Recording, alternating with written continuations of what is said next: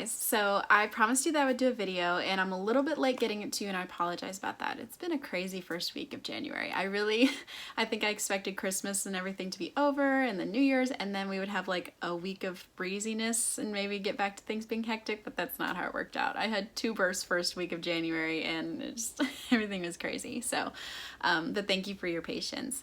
I definitely want to share a little bit more in depth about what we will be talking about in the Every Voice Birth Worker Conference. If you already signed up, I'm super excited to connect with you at the conference.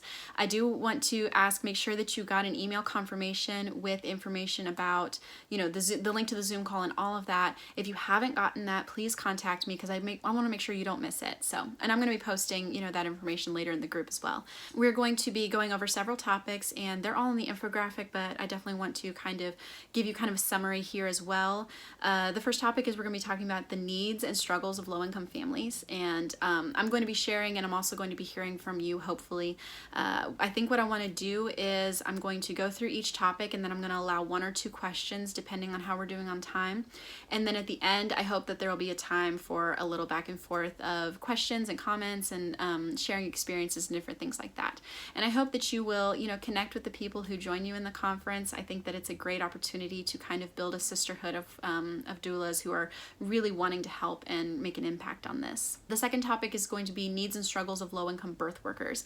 And when I say low-income birth workers, I'm talking about those who do it full-time, those that do it part-time, or those that are helping support other low-income birth workers, because not all of us can do it at the same level. You know, some of us need to make a certain amount of money to support our families, and so they can't take low-income families, but that doesn't mean the heart's not there. So basically those people who want to help low-income families, I consider you a low-income birth worker on some level or another. The third topic is going to be really digging deeper into why we need those birth workers who are not serving low-income families full-time or part-time, but those who instead are helping other birth workers do so. I really do believe that they are an unacknowledged and really sometimes probably even an unthought of aspect to the low-income family birth worker team. And I really want to talk about how important they are and how we can all work together. And the fourth topic is how we can build a community between all 3 of these different types of birth workers and what are the roles of each of us and how we can really blend together into one giant aspect.